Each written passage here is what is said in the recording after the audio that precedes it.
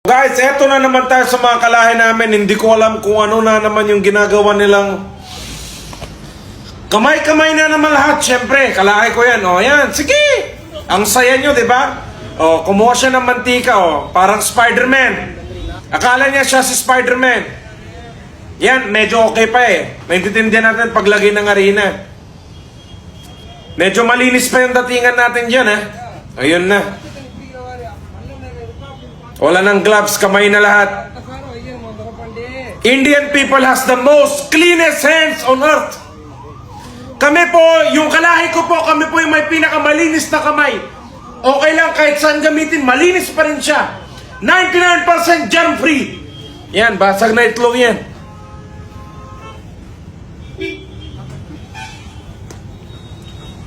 Kala nyo naka-gloves, no? Hindi po gloves. May nakasuot lang. Hindi po sila naka-gloves, oh. Yan. Tapos ihalo ang tubig na galing sa kanal. Let's go. Purified from kanal. Wala na akong masabi. Ano kaya ang gagawin ng mga kalahi ko yan? Nagsasayang lang ba sila ng harina at itlog at tubig na galing kanal? Alamin natin, subaybayan natin, guys. Sabayan nyo ako. Oh. May mga alaga pa silang manok. Oh, naglilinis na sila ng kamay doon. You know? Pare, may mga nabibiling makina sa China. Pwede naman kayo bumili. Daming tubig ah. Ano kaya yan? Excited na din ako sa mga... Oh. Feeling nila, barista na sila kakagawa ng ganyan. May manok pa dyan, guys. Sobrang malinis yung lugar na yan. Wala akong sabi. Yan na.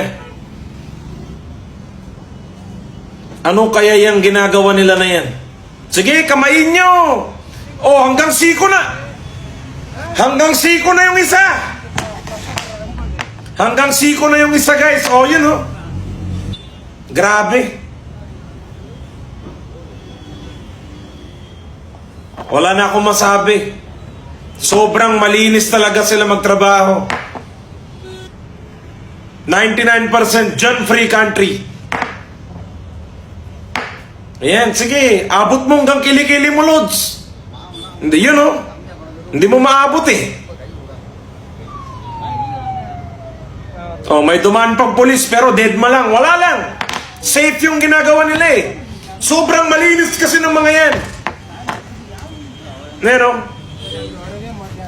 O maabot na sa kilikili nila, pare.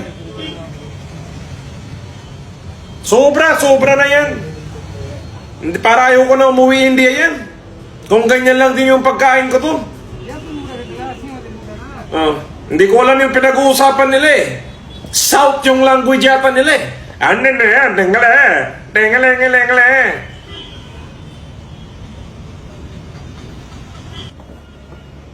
Oh, sige, halikan mo na pare. Lagay mo na kaya mukha mo niyan. Pwede naman pa konti-konti nila gawin eh. Yan oh. Blinade niya na. Ah, dough yung gawa nila. Pero para saan? Dough Manufacturing Company? Kung ganyan lang di yung dough ng mga pizza, ganyan ginagawa, hindi na ako kakain ng pizza sa India. Sobra na yan pare. Parang hindi nila binibenta sa tao.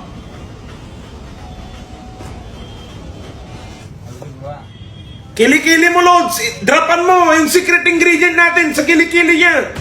Sige. Nice. Ano yan? Vortex 5 na kayo yan? Cutting na ngayon. Ano yan, pare? Oh, circle na yan.